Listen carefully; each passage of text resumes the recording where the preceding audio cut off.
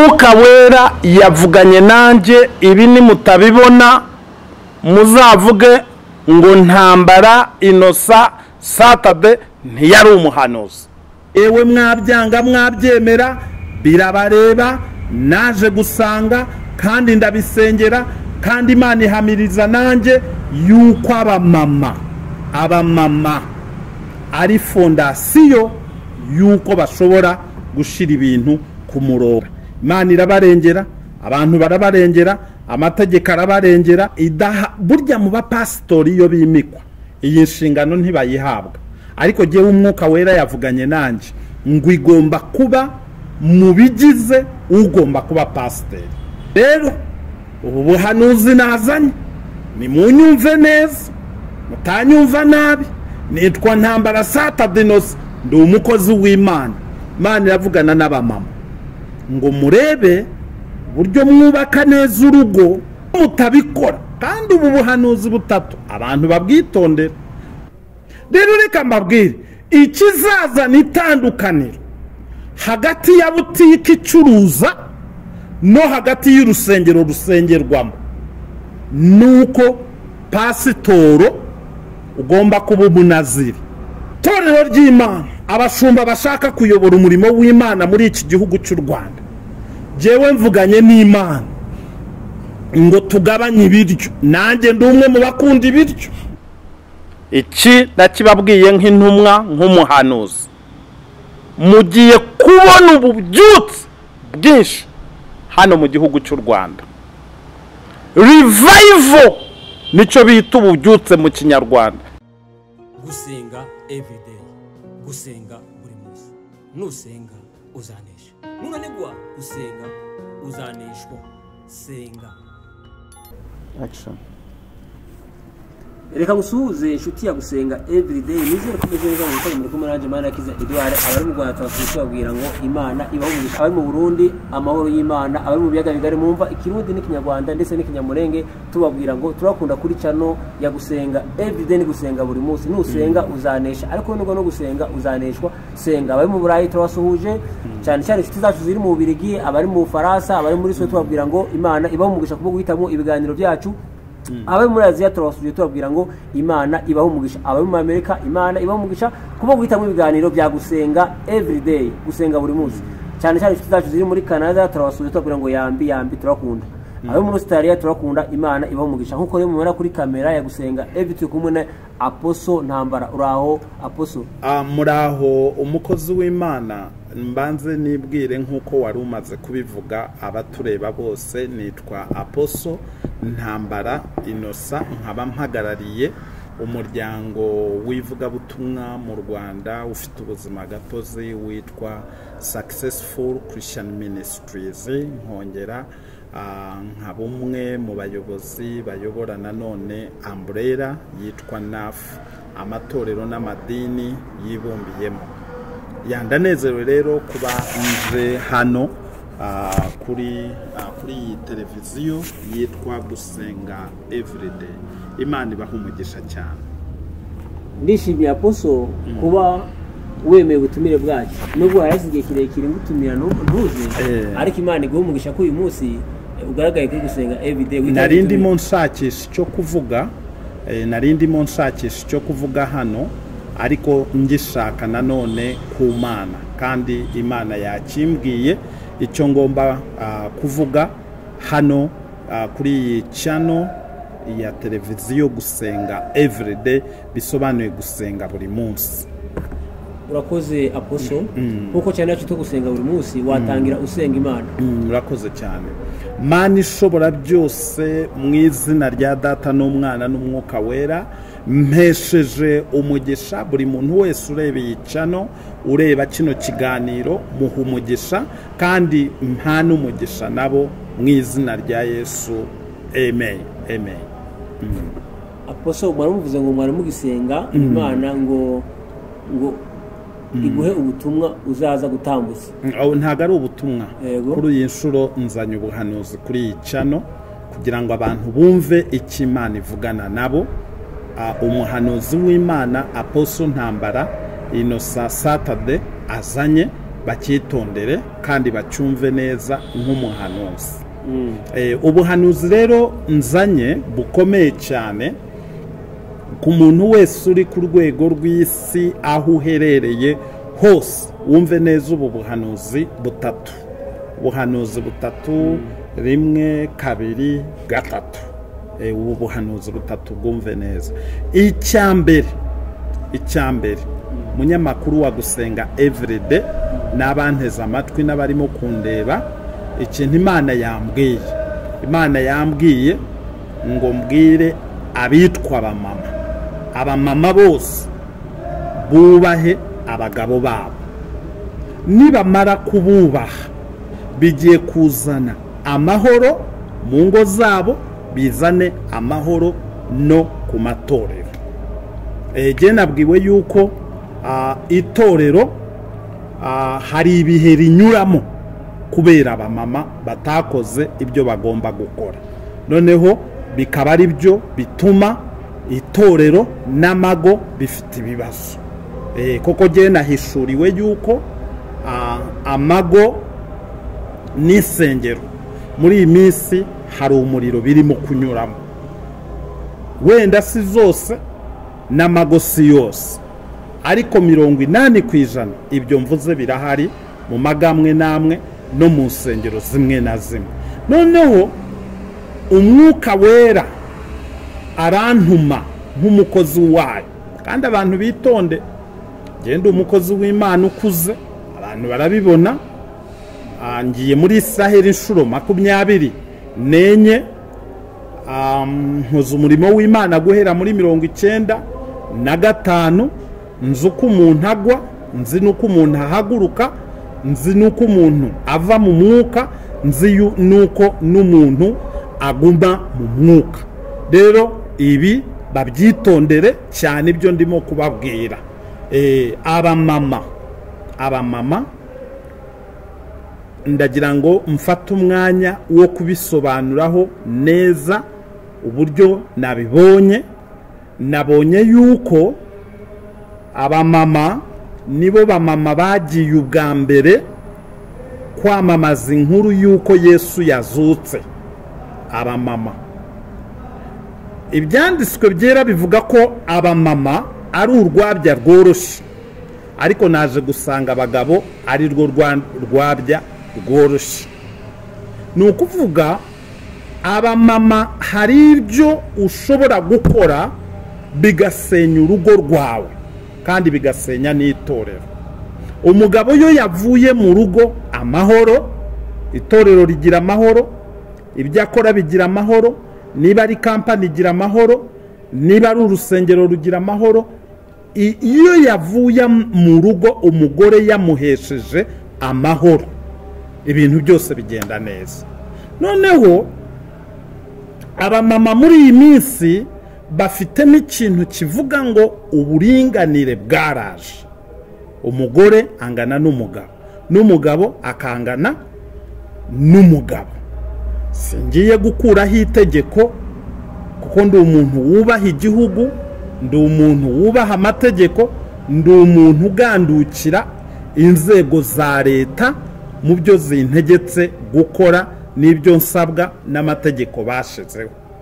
Ariko aha ni ubwumvikane kugira ngo twumve icyo umwuka avugana n'abamama. Nuko abamama mugomba gusubira mu gaciro kandi k'Imana yavuze ngo abagore nimugandukire abagabo, abagore nimugandukire abagabo.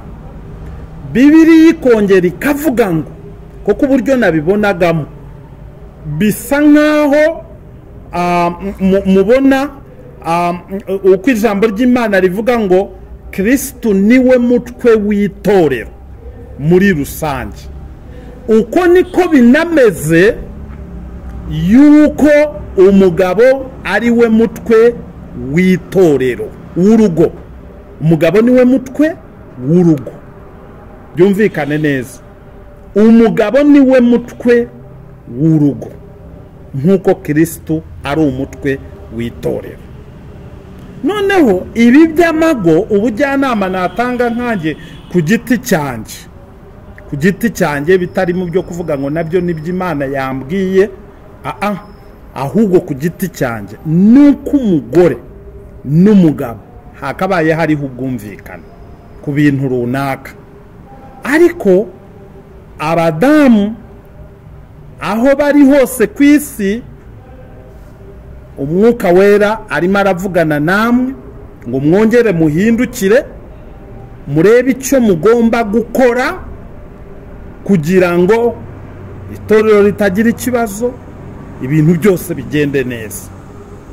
Ko jewe ubu ngubu sofa namenye yuko umugabo wagize ikibazo mu rugo rwe itorero rirahungabana, akazi akora karahungabana, kampani arimo irahungabana, ibikorwa akora birahungabana. Naje gusanga nsanga umugore uretse kumuha uburinganire ariko afite imbaraga nyinshi ku buzima bw'umugabo, cyane ko ari nabo babyara abagabo, nibo babyara abantu bose. Nta muntu wigeze aza ku isi atabyawe n'umugore. Abagore bubahwe, abagore ni abantu bakomeye, ariko umwuka wera nabahishurire buri mugore wese cyangwa buri mumama wese, waba ukora muri leta, waba udakora muri leta, waba ukora mu isoko, waba udakora mu isoko, Imana iguhishurire uburyo ugomba kuyoboramo urugo rwawe. Urugo rwawe nirugenda neza ukagirana amahoro n'umugabo wawe, nuko ibintu byose bizatungana, itorero rizatungana, urugo rwawe ruzatungana, ibintu byose bizagenda neza.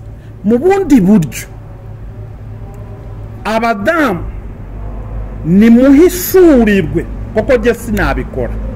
Jyewe ushobora kunkiritika, ushobora no kuvuga uriya mupasiteri aravuga ibiki, ushobora no kutemera ibyo mvuga, ariko emera Imana jya undeke unayisaba uciye bugufi, uvuge ngo niki nshobora gukora ngo urugo rwanjye rujye ku murongo. Munyamakuru, ndagira ngo umunyamakuru wa Gusenga everyday mbanze nanavuge yuko muri Bibiliya tubonamo umugore ugomba kuba icyitegererezo ku bagore bose bo ku isi. Uyu mugore yitwaga Sara, umugabo we yitwaga Abrahamu, ariko Abrahamu aza gukora ikosa rishobora kuzana gatanya, rishobora kuzana divorce. Nk'ubu mu mategeko yacu uyu munsi byagombaga kuzana divorce. Icyaha yakoze n'icyo yakoze, kuko icya mbere Abrahamu yasize Sara ajya ashakana abyara umwana kuwitwa Hagari. Icyo cyari ikintu gituma Sara turugo, cyari ikintu gituma Sara avuga ngo ndahukane. Ariko Sara ntabwo yigeze ava mu rugo, ahubwo yaravuze ngo umugabo mwiza zana uwo mwana mu rugo tumurere. Ni ukuvuga n'iki nshaka kuvuga kuri ibi munyamakuru wa Gusenga everyday, nuko abadamu bareka kuremereza impamvu bakagira uburyo boroshya ubuzima kuko babukomeje. Abagabo gena amaze kureba ko ari inzabya zoroshye, kandi niba ari inzabya zoroshye amakosa bafata ni menshi, ni menshi. Noneho icyo gihe umugore ashatse kuremereza ibintu, amategeko n'abamurengera ni benshi, ariko ashatse koroshya ibintu byakoroha. Rero ubu buhanuzi nazanye ni munyumve neza, mutanyumva nabi. Nitwa Ntambara Satadinos, ndi umukozi w'Imana. Imana iravugana n'abamama ngo murebe buryo mwubaka neza urugo rugende neza. Umugabo niba ari umuyobozi mu nzego zitandukanye nagerayo koko yafashwe neza hano mu rugo azayobora neza. Hanyuma niba ayobora urusengero rurimo abantu ibihumbi n'ibihumbi azayobora neza. Mu bundi buryo abadamu mworoshye ibibazo, mworoshye, Imana ibahishurire. Je ntimwanyumva ariko Imana ibahishurire uburyo mugomba kuyoboramo amago yanyu. Ubundi abamama ni abantu bakora cyane.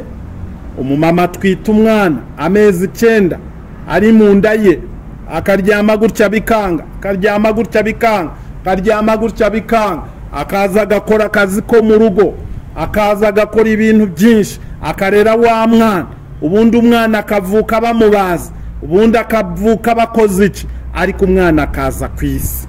Abamama ni mwubahe, abamama ni mwubahe. Mana yambwiye abamama ni mwebwe fondateri, ni mwebwe rufatiro, ni mwebwe nzu, ni mwebwe byose. Abagabo nama batari hejuru, wenda aranyagirwa, izuba rikayatwika, n'amabati, urugero rw'inzu.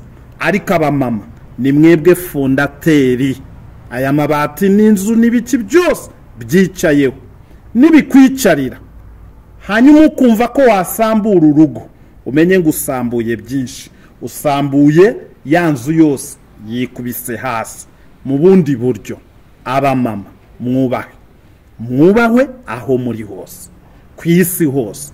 Ariko Imana ibahishurire buryo mwakwihangana, mukihanganira ibyo munyuramo mu mago, mukihanganira abo mwashakanye nabo, cyane bwo hari n'indahiro ivuga ngo koko wazamuye ukuboko kurahira, nutatiriye indahiro ukayireka ntabwo uzarokoka.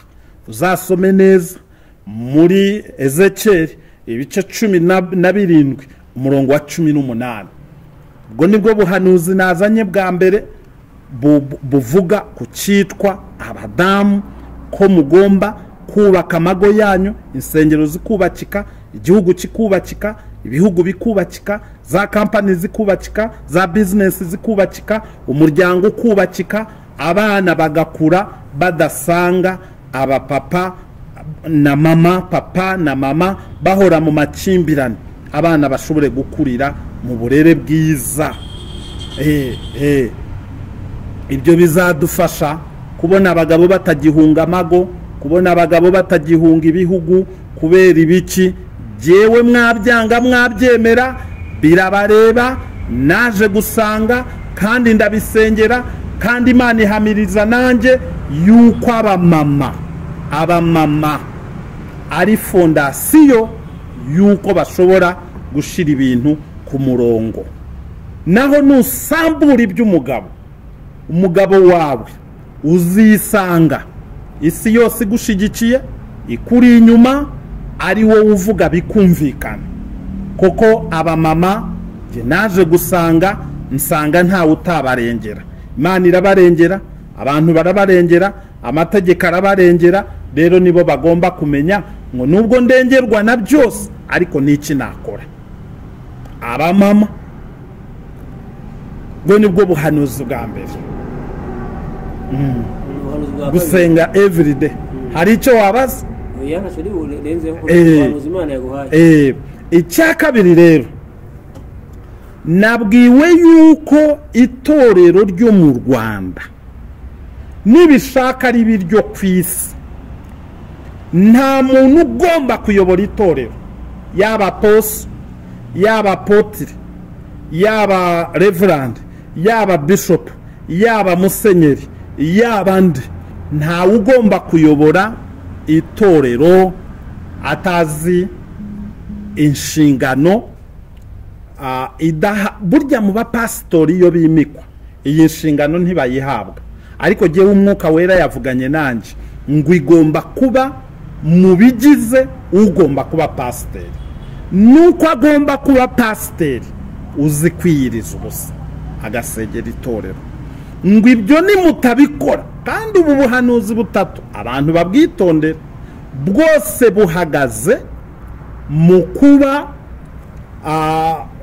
bituma ibyatuma itorero rigira amahoro rigasenga ugasanga rigize imbaraga rirabomeza. Ni ukuvuga niba uri bishop, niba uri apotre, niba uri reverend, niba uri umuvugabutumwa ariko uzi ngo ufite inshingano zo guhagararira cyangwa kuyobora itorero, ugomba kwiyiriza ubusa. Niba mutiyirije ubusa ngo koko hari icyo bita gusenga, hakabaho n'icyo bita kwiyiriza ubusa, ni ibintu bibiri bitandukanye. Hari abazi gusenga ariko mutazi kwiyiriza, ariko birajyana. Yesu yarabivuze, aravuga ngo bene uwo mudayimoni ntabwo ukurwaho n'ikindi keretse yo habaye gusenga no kwiyiriza ubusa. Ni ibintu bibiri bitandukanye. Uzagenda usome Matayo 17 wenda ku murongo wa 20 cyangwa 22 uzabibona. Bene uwo mudayimoni abigishwa baramubwiye, twagendane nawe, turya nawe, twogana nawe, turarana nawe, tuguma hamwe mu bwato twari kumwe i Nazareti, Tiberiya, Yerusalemu, Yeriko, hose turi kumwe. Mwigishwa no kuri Erayoni twaraye mu masengesho hamwe. None wowe ko wagiye ku musozi wa Taboro n'abigishwa 3 gusa, muri twe 12 9 twasigaye, umugabo atuzanira umwana ugw'igitsura, umugabo turasenga byanze kuvaho, wowe ubikora ute? Kandi bariherereye. Iri nibanga menye kuko babivuze mu ibanga. Yesu arababwira ati bene uwo mudayimoni ntukurwaho n'ikindi keretse gusenga no kwiyiriza ubusa. Inshuti zanjye bapotire batandukanye, tugomba, Imana irimo iravugana namwe ngo nimuce bugufi musengera itorero ry'Imana mu Rwanda, mwiyirije. Ibitangaza nyabyo biri automatique ku muntu wiyirije, muzabibona. Kandi nimubibona isi zemera, abantu bose bazemera, bazaba abavugizi ba Yesu, bazaba abavugizi b'Imana.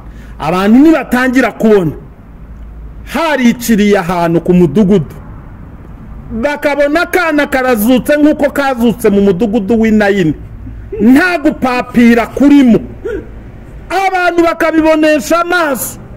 Hari umuminisitire waje muri icyo kiriyo, hari umujenerali waje muri icyo kiriyo, hari ukomeye waje mu kiriyo, pasitori ukaza ukavuga ngo zuka gakobwa, kakazuka kakareba. Bari bazi ko bagiye kugashingura. Ndakubwiza ukuri, Yesu azamamara, itorero rizamamara, pasitori azamamara, ariko ibyo bizanwa niba ushaka igitangaza ko kiba, senga, iyiriza. Ibyo bintu biragendana. Ubwo rero nyamuneka abashumba batiyiriza, badasenga, bitegure gufunga insengero. Insengero zabo zigiye gufunga, kuko icyo gihe urusengero ruzaba rumeze nka butike itubahirije revenue ibyishaka.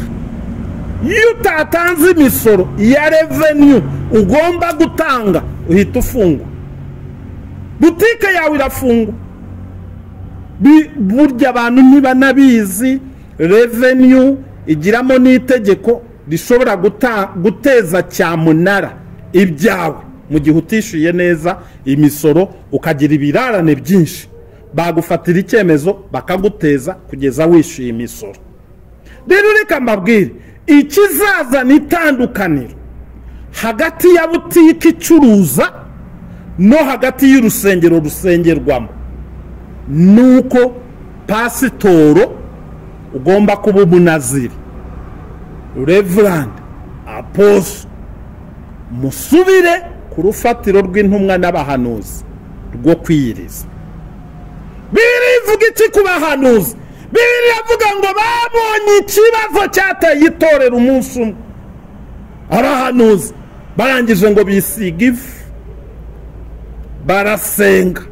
Umuhanuzi umwe arahaguruka, hey, kuzura umwuka wera. Amaze kuzura umwuka wera aravuga ngo ubwoko bwanjye bwitiriwe izina ryanjye nibwicisha bugufi bukareka ingeso zabo mbi, bukareka ibyaha byabo, bagasenga, nzabumva ndi mu ijuru. Hari igihe mu ntumwa habayemo akaduruvayo, bafata pasitoro witwa Petero arafungwa. Amaze gufungwa, Bibiliya iravuga ngo rero nta kindi tugomba gukora, nimureke tujye mu masengesho. Bayirirwamo, nta biryo byabonetsemo. Hagati mu gusenga, Bibiliya iravuga ngo bumva Petero arakomanze mu gicuku, araje abajemo. Torero ry'Imana, abashumba bashaka kuyobora umurimo w'Imana muri iki gihugu cy'u Rwanda, jewe mvuganye n'Imana ngo tugabanye ibiryo. Nanjye ndi umwe mu bakunda ibiryo, ndi umwe mu bakunda ibiryo. Niba hari ikintu kibabaza umuntu mu nda ye, inzoka zikagira kagira ngo ni ikimodoka cyananiwe kuzamuka, ni inzara ni mbi. Ariko abashumba twese, nanjye ndimo, Imana imbwira, ntabwo yambwiye kubwira wowe gusa, ahubwo nanjye yambwiye mureke dusubire ku rufatiro rw'intumwa n'abahanuzi. Icyo nicyo nabwiwe. Ikindi cya gatatu nabwiwe, iki mucyitondere cyane kuko ni nacyo giheruka kiruta ibindi. Cyitondere cyane, ni ubuhanuzi bukomeye. Haleluya. Icya gatatu rero nari ndimo mvuga, cya gatatu gikomeye cyane, nari maze kubivuga mu kanya.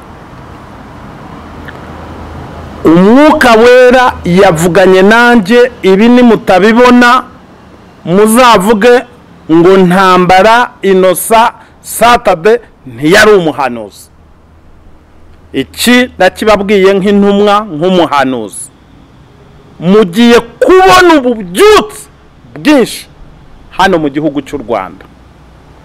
Revival nicyo bita ububyutse mu Kinyarwanda, bigiye kuboneka. Ni ibintu bitatu bundi nabwiwe. Cya mbere, abadamu gusengera amago, mukamenya uko muyobora amago yanyu, ni bimwe mu bigiye gutuma itorero rigira imbaraga. Icya kabiri, aba bishop birize basengera itorero, ni kimwe mu bigiye guha itorero imbaraga. Icya gatatu nicyo ndiho, mugiye kubona icyo bita revival, ububyutse. Ububyutse rero iyo buje haba iki? Cya mbere kibaho, haba amahoro mu gihugu. Peace mu Cyongereza nicyo bita amahoro. Abantu bakumvikana, umwiryane ukahava, abantu bakumva amahoro, peace.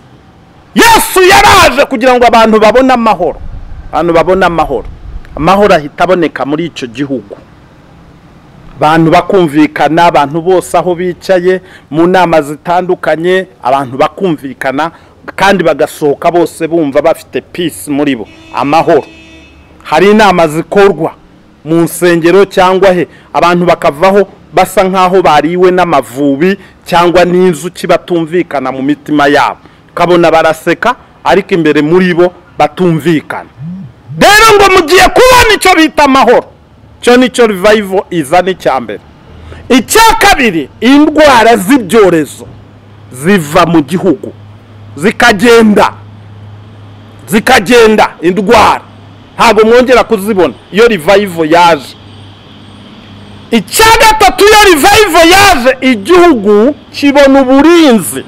Jambo ry'Imana rivuga ngo abarinda imidugudu Uwiteka atarinze, abarinda babarindira ubusa. Mu bundi buryo rero igihugu tubibona mu bana b'Isiraheli, iyo basengaga bakazamura amaboko, abahanuzi bagasenga, igihugu cyagiraga amahoro, abanzi bacyo bagatata. So iyo revival Imana iramanuka, umwuka wera akamanuka, Yesu akamanuka, ibirimi by'umuriro by'umwuka bikaza. Iyo revival yaje icya kane, ubutumwa bwiza burasakara, ubutumwa bwa Yesu burasakara ku maradiyo, ku mateleviziyo, ku ma YouTube, ahantu hose ubutumwa bwiza burasakara. Iyo revival yaje n'abarwayi bari muri mwebwe bahita bakira, impumyi kareba, ufite ubumuga bwo kutagenda akagenda, urwaye diabete ikagenda, urwaye kanseri ikagenda. Revival yo yaje abantu ntibakenyuka. Abantu ntago babizi, mutagira ngo dukuriye ubusa, tuba twarabonye byinshi, twebwe tuba twarabonye byinshi. Revival yo yaje abantu ntabwo bakenyuka, kandi umwuka wo gukenyuka, tansiyo, uhera ku bagabo nibo bakenyuka. Gasanga umugabo apfuye mbere y'umugore. Ibyo nabyiye mbikorera ubushakashatsi. Umwuka wo gukenyuka ntabwo haba. Revival yo yaje, ibiterane by'abantu ibihumbi n'ibihumbi bitangira gukorwa. Revival yo yaje, imvura igwira igihe, izuba rikakira igihe, nta myuzure ihaba, nta bintu bibi bihaba. Dero fondasiyo y'ibyo ihagaze kuri ibyo bintu mbabwiye. Imana ibampera umugisha. Mwari kumwe nanjye Apostle Ntambara Innocent. Hanyuma ikindi nkiri kuri icyo, ndagira ngo mpumurize abapasitori mbahumurize. Kandi hari igihe mvuga abantu bakavuga se uriya ni gatumwa kandi yandi. Nimundebere mu bundi buryo, munyamakuru, abantu kubera nkora ibiganiro byitwa kunda igihugu kandi ugisengere, hari igihe baza bakavuga ngo Saturday ni umukozi ngo wa leta. Jewe ntabwo ndi umukozi wa leta, ndi umufatanyabikorwa na leta. Na Bibiliya iravuga ngo abashumba mu bituranga twubahe abayobozi, ko kutwara intwaro ntaga yitwarira ubusa, ngo kandi nabakozi kimwe n'Imana natwe, nabo bakorera Imana, hari ibyo bakora bikabibi. Rero ndagira ngo mbwira abantu, igihugu cy'u Rwanda ntabwo kirenganya, nta nubwo gihiga itorero.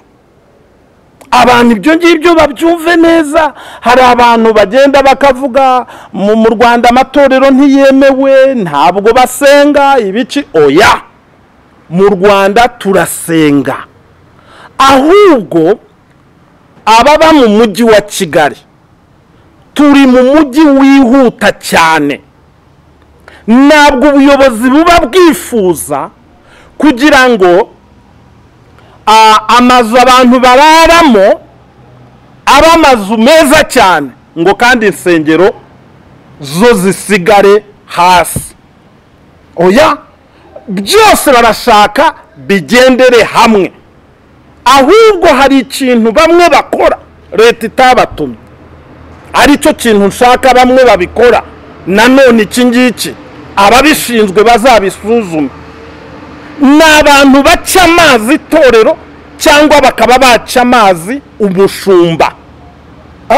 Icyo ni ukuvuga abagikora bari wenda mu matimu asupervising insengero, zubake sound proof, zikore ibiki ibintu nk'ibyo, ibyo babimenye.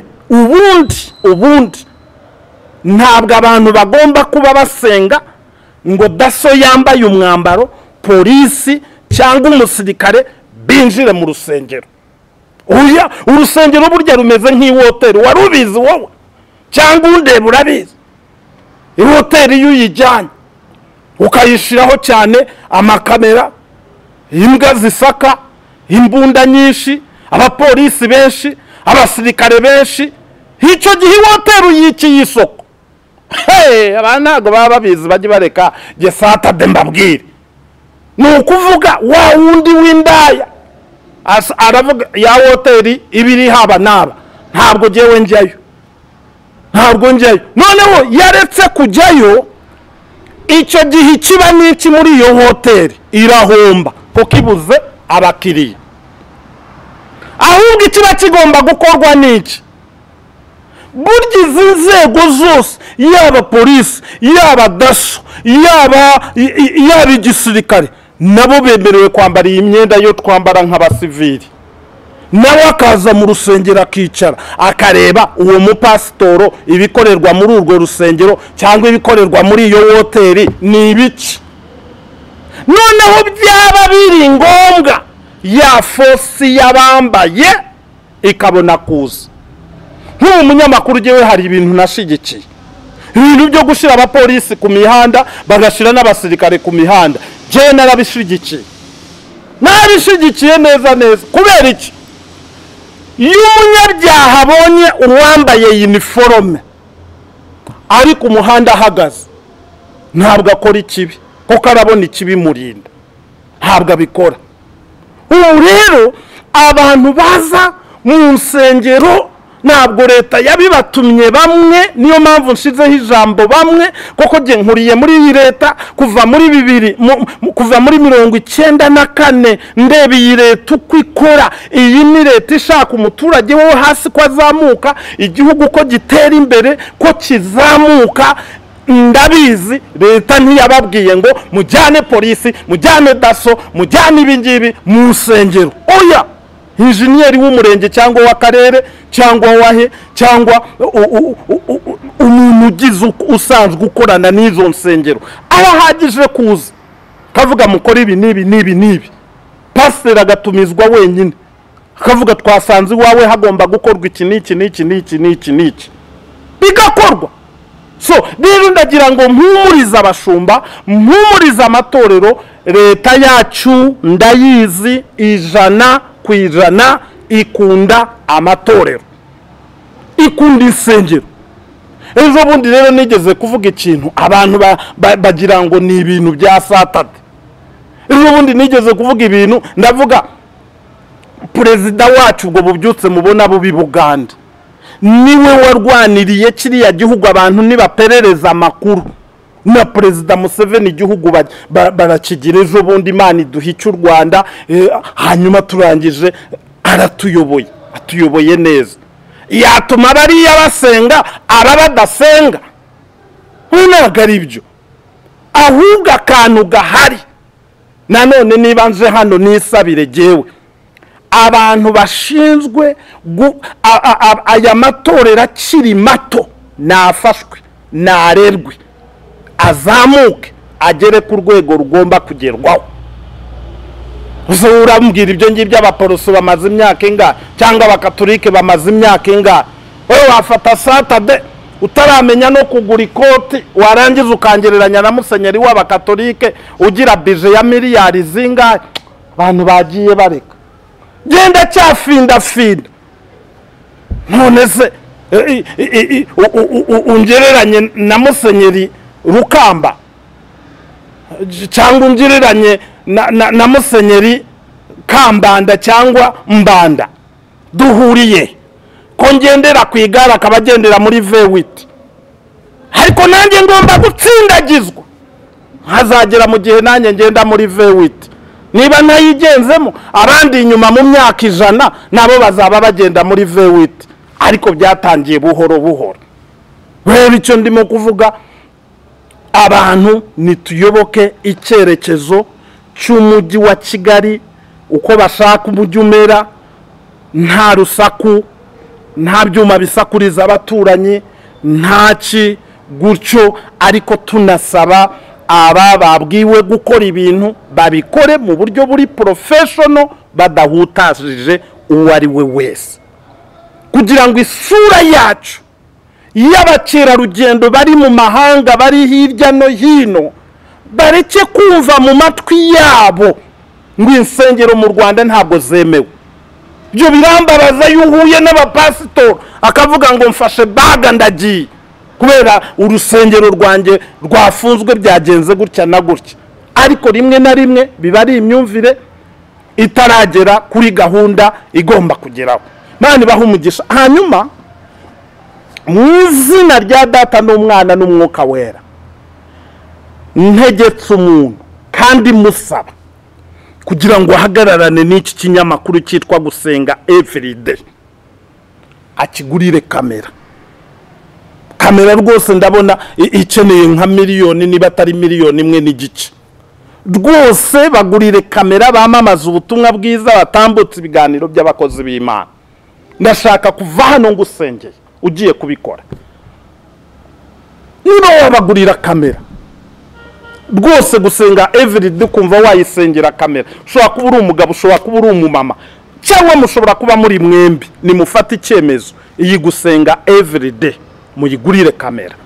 Ndashaka kubasengera umugisha. Mana, ndi umugaragu wawe, ngiye muri Israheli inshuro 24, nageze mu mva ya Yesu, ngera Betelehemu, ngera Yerusalemu, mwami nagiye mu bihugu bitandukanye. Uyu muntu ugiye kuba umugisha kuri Gusenga Everyday, abagurira kamera, baha umugisha, muha umugisha ku bana be mu izina rya Data n'Umwana n'Umwuka Wera. Mbonye umumama wari ufite ikibazo cyo kubura akazi uko bukeye uko bwije, ariko Umwuka w'Imana avuganye nanjye ndi mu Gusenga Everyday ngo nufasha uyu mukozi w'Imana Gusenga Everyday ukamubibamo imbuto yo kugira ngo abone kamera, nawe Imana iraguha akazi mu izina rya Data n'Umwana n'Umwuka Wera. Ngushimiye igitambo utanze, Imana ibaha umugisha. Reka dusengera igihugu. Nza mu Rwanda muri 1994, ngeze mu 2008, Imana yuzuje ijambo yambwiye muri 1994 ngo kunda igihugu cyawe ugisengere. Ntangira gushira ibiganiro ku maradiyo n'amateleviziyo bitandukanye ngo kunda igihugu cyawe kandi ugisengere. Nabaye umwinginzi utazwi, ariko ningingira kino gihugu. N'ubu munyemerere abankurikiranaga dusengera igihugu. Mana, ndagushimye kubw'ubuyobozi bwiza waduhaye. Mana, waduhaye perezida mwiza wumva abaturage be. Mana, akabaha amabati bakubaka. Mana, akabaha inka bakanywa amata. Mana, ejo bundi za Rubavu na za Gisenyi twabonye imidugudu yatashwe barara mu mayetaje. Mana, turagushimye kubw'ubuyobozi bwiza waduhaye. Buha umugisha, ubuhe kurama, ubuhe gukomera, ubuhe gushikama. Urakoze mwami Imana kuko igihugu cyacu kirinze kandi ugihaye umugisha. Mu izina rya Data n'Umwana n'Umwuka Wera, amen. Reka gushimira Apostle nkubwira ngo Imana iguhe umugisha. Hari abantu bakumvise kuri Gusenga Everyday, bashaka kuba bifuje ishifuza ati bakeneye ko wabagira inama, bakeneye ko wabasengera, dore nuzu usengera abantu bagakira. Umuntu ushaka kumpamagara nampamagare kuri nomero yanjye isanzwe 0788 58 70 61. Ndayisubiramo rimwe 0788 58 70 61. Turagusengera.